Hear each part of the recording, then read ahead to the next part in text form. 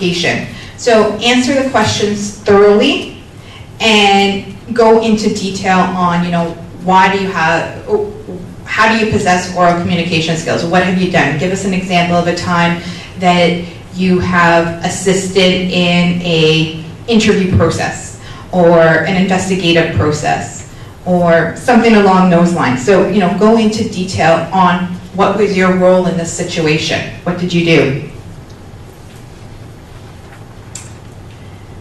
And then there's just some web resources. So, definitely when you're putting together your application and your resume, definitely visit the Ministry of Labor's website. And if you do get called for an interview, visit the website, get familiar of what the Ministry of Labor is all about, what they do. You did hear, the roles and responsibilities from Monique and John, so definitely keep that in mind. And then there's some other opportunities within the government. There's a youth opportunity website and federal government training, careers, and worker information. And as I said, the Ontario Public Service, we do put jobs on our website as they come available. So, definitely keep looking on the website for jobs. If this may not be the job for you, there may be another job within the OPS that is for you, and now you have the tools and resources to apply to this job and other jobs within our Ontario Public Service. So good luck, and I wish you all the best.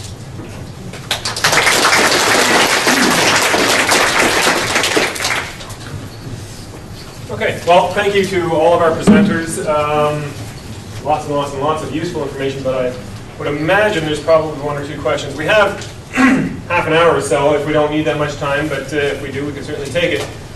Just raise your hand and I will, we'll start at the back here and then we'll just follow through. And as loudly as you can. Question. Deadline date is September the 1st. When are you expecting to interview? And then there's 9 positions, permanent, 1 temporary. How many are you expecting to interview? If you have. That would be my question. I'm hoping to start the interviews, what date did I say? It was somewhere around the 10th of September. Hopefully, maybe even sooner. Maybe around, I think, is Thursday, is that the 7th? Monday the 7th. Yeah, so the 10th, Thursday's the 10th. That's the day I looked at in my calendar. That's the date that I would ideally like to start the interview process. So we're going to be screening applications as they come in and ranking them so that we can start getting ready to set up the interviews. And we'll probably be interviewing right up until about the 25th of September. How many people? It depends how many people. When you send in your resume, you have to meet a cutoff score. So you could be the best person in the world, but if you don't do your resume and your application properly, you're not going to meet the cutoff. And a cutoff is points that are awarded for each of the qualifications that are outlined in that job ad. So if we say ability to read and interpret legislation, we really mean that. So don't just say in your application that I can interpret and apply legislation. Give us concrete examples of where you have done that in the past. We will score your application, and if you meet the cutoff, you will probably be invited for an interview. If you do not meet the cutoff, we will not schedule you for an interview. The other thing I would kind of remind people is the higher the level that you're applying for, the higher the level your qualifications and your examples should be. So if you're looking for a job at this level and it's a pretty good good job to enter into the government at, you should be giving us some pretty good examples of good quality, fairly, maybe not senior, but fairly almost senior level experience in those areas. Question in the center. Examples for the qualifications, how many examples should we put for each qualification? I'm not going to say that there's a set level of examples that you should put, but as Gary said, for this level of position you're applying for, 2 to 3 examples.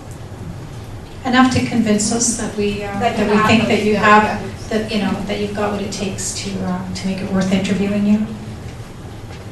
So I just had a question in relation to this question there. Once the interview is completed in September, would the projected start date be sometime in October? Absolutely. The projected start date could anywhere between October 12th and October 19th, depends on how quickly we can get through this process. On the first day of hire, we will document people, do all the paperwork, give them an orientation, and then you're going to start about 6 weeks of intensive classroom training. And I mean intensive. If you look at our legislation, you've heard us talk about minimum wage, and minimum wage is one of the contraventions of the Employment Standards Act. You will probably spend 3 days just on minimum wage. You will turn minimum wage inside and out and know more than you ever wanted to know about minimum wage.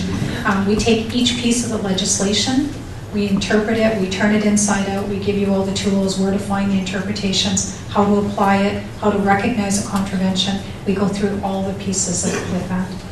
So you need to be prepared for a quick start. There will not be more than, you're lucky if you get 2 weeks notice, and there's no exceptions to the training. It's mandatory. You will not be able to start work unless you've done the training and passed the exam at the end of it. Let Ken moderate here. Question here first, and then we'll come back. I think it's the same question, Carrie. I was wondering if the training's local. At this point in time, we're trying to ensure that the training is available in Sault Ste. Marie. I can't guarantee that, but I'm pretty sure that it will be. The last round of recruits had to go to Toronto. I think the last 2 rounds of recruits had to go to Toronto. The round before that, we were able to offer it in Sault Ste. Marie, so we're trying to set it up. Question? Is it paid? Yes. Training is paid. The training is paid. You are hired, and you are paid from the date of hire. That's a good question. Questions? That might be a violation of our act if we do. Back over here? Hiring local or Hiring local or out of town, or how broadly are you casting? The competition is an open competition. Did we restrict the, No. I don't think there was any restrictions on it. It's an open competition. The ones for Sault Ste. Marie are open. All the positions are located in Sault Ste. Marie that we're talking about today, although I understand there are some positions that are being posted in a few other parts of the province. I'm talking about positions here in Sault Ste. Marie, but people can apply from anywhere. will you strictly be, is there any sort of favor to hire just in Sault Ste. Marie, or would you be looking to bring? No. We don't even look at that. We look at your qualifications, your experience, your background. We score you. You're honestly kind of a number, not a name.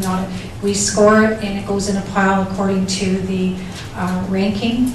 And then anyone that scores over the cutoff mark gets called up for an interview. What would be the hours of work? Government core hours are between the hours of 8:30 to 5. We work 7.25 hours a day, and usually it's a 45-minute lunch break. We're pretty flexible in our office, that as long as people let me know and then we can document it, and we will accept anything as long as you put in your 7.25 hours a day.